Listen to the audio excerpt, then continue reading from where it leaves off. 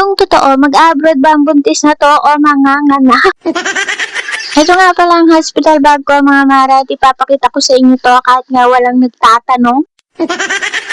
Niready ko na nga yan mga mare hanggat kaya ko pa nga magagalaw. Dahil anytime soon nga mga mare ay pwede na nila akong biyakin. At ito nga yung receiving outfit ng anak ko mga mare.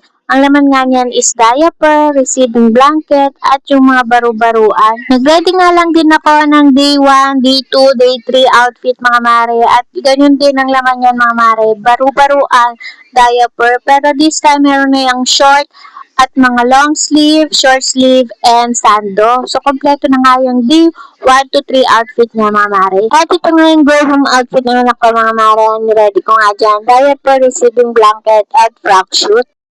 Nag-ready nga din ako ng mga extra ng damit or baru-baruan ng anak ko mga mare if ever nga nakulangin yung mga prepare ko. So, meron din dyan ng lampin at saka receiving blanket.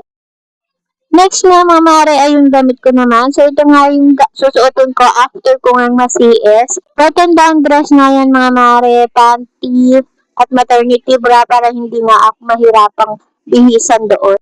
At ito nga yung gumong outfit ko mga mare. Turn na nga yan, panjama at button down shirt. Tapos dito mga mare, pinagsama-sama ko lang lahat ng susuotin ko hanggang sa pag-stay ko sa hospital.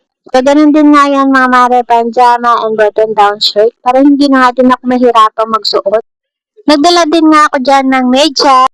At bukod nga sa mga damit at baru-baruan mga mare, ay hihingin nga din dito bago ka manganak o after ka manganak. Ito nga yung sanitary para sa akin, tapos lampin, 6 pieces na yan mga mare, alcohol, baby oil, at soap. Meron nga din akong dala dyan ng jumbo cotton pads mga mare.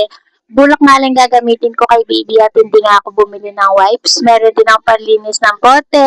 Meron din akong put galing sa tiny bags at itong changing diaper ng Moskir. At ito nga isang bag mga mare, ang laman nga nito ay itong diaper ko. So large nga yung kinuha ko at 10 pieces na siya. Siyempre, itong newborn diaper from Moskir.